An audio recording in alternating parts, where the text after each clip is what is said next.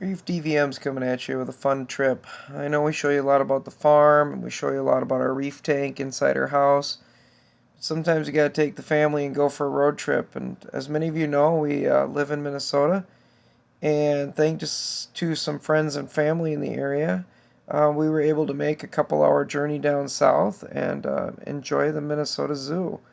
Our Minnesota Zoo has a lot of things in it, way more than I can show you in this video. In the course of a day, between all the animals we saw and all the aquatics we saw, I can honestly tell you that we hit about half the park. There was a whole section of farm animals, a whole section of grazing animals, and a lot more intricate reptile type stuff that we never even got to. But it was really a fun experience.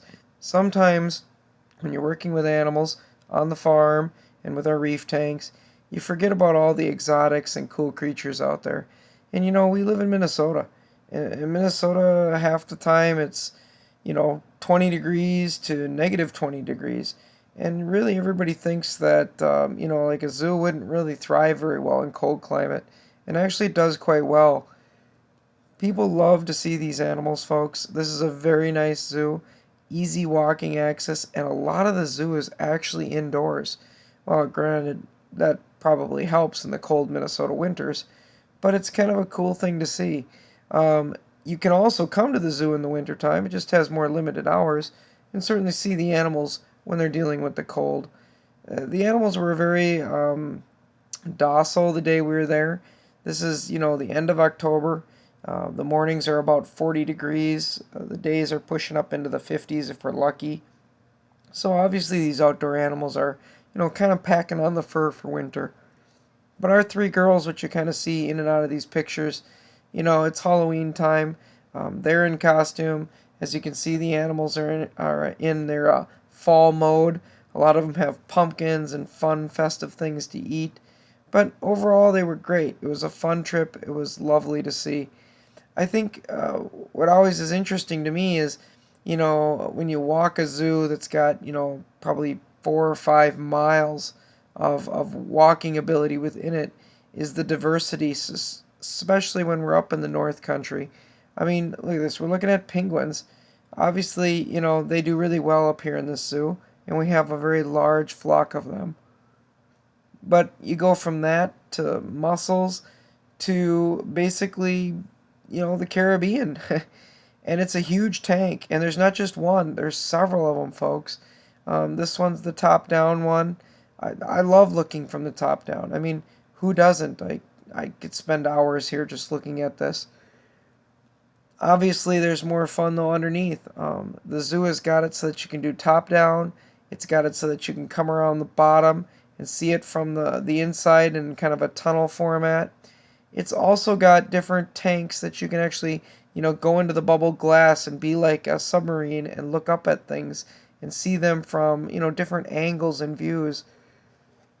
I think the zoo was started in the 1960s, and it's been kind of state and privately funded. And of course, it survives by paying patrons like us, groups, and even banquets and stuff that occur here.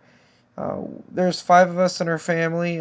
Thanks to our friends, we were able to get in for under $50 for the whole day. That's parking included. But I would say an average family of five is probably going to spend between $60 and $80 to come to the Minnesota Zoo.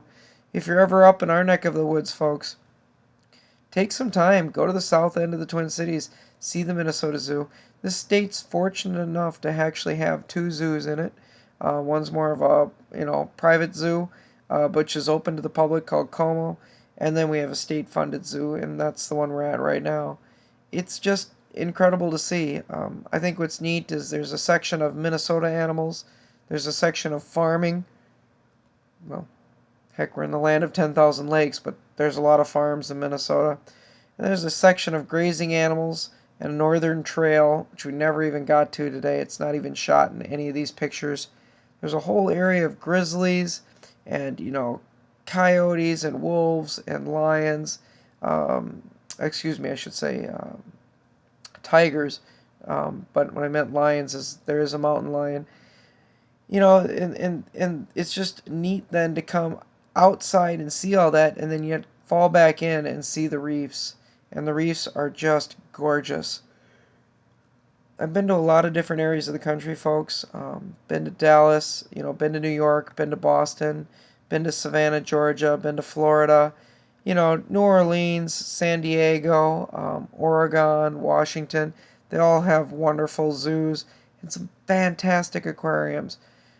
But I gotta love it. I mean, the Minnesota Zoo is only a few hours away, and I can go from tropic, I can go to freshwater, and I can spend time outdoors seeing the animals in the winter or in the summer, depending upon when I come. Highly recommend coming out. This is their big river tank. Lake sturgeon, walleye, sauger. There's an eel pout in there. Just, fun fish to see. We've got otters. We have beavers. We have a lot of different critters. We even got prairie dogs. They're not shot in these videos. Oh, the leopard here, just a beautiful cat. Um, you know, what more can you say about coming to a zoo and see such well-groomed, well-cared-for animals? Their habitats are fantastic here to look at. So realistic, so fun. I mean, they're in depth and they have a lot of depth to the habitats. Sometimes you really have to work to see. This is the coyotes here. It actually took me a few minutes of filming to figure out where they were in the distance. Again, back to that mountain lion, sitting up on the top of the rocks up there. Some zoos are a little bit more, let's just say plain. This one really has a lot of built-in habitat for the cats. I really enjoy that. The cats are almost hard to see at times, but I know that they appreciate where they live and they can enjoy where they live and not just be spectators behind glass. Oh, the bears, black bears, brown bears. It's fun to see the bears. This big male is out swimming. It's 45 degrees out, but apparently it's not cold enough to stop him from taking a dip in his pond. And this habitat, I think, goes back like over 200 feet. Comes one right up by the windows. This one's kind of shedding a little bit. I mean, look at that. This bear is probably 150 feet from me. What a beast. I mean, you gotta love grizzlies. Oh, and then, even though we get cold winters, we still have different types of monkeys and apes. It's fun to see, folks. This habitat is, I think, one of the zoo's older habitats, Chris told me. He was kind of our acting tour guide while we were at the zoo.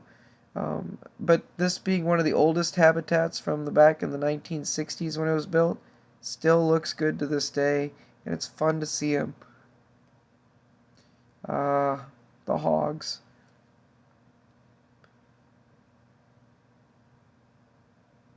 Kind of interesting just to see the different habitats. This particular habitat is well worn, but still in good shape also, for as old as it is. And then we get back into the aquatics. Very, very large tanks. They've got a display on top where you can sit up there and watch them feed, the animals and do their shows. It's kind of cool. Come back down into the inside, and you can see the bottom system. And then they've got, the standard petting. A lot of people get to pet farm animals. Here you can pet lots of farm animals, but you also can pet the leopard sharks and the stingrays, which is not uncommon. There's a lot of zoos that have that. But obviously the kids just love this.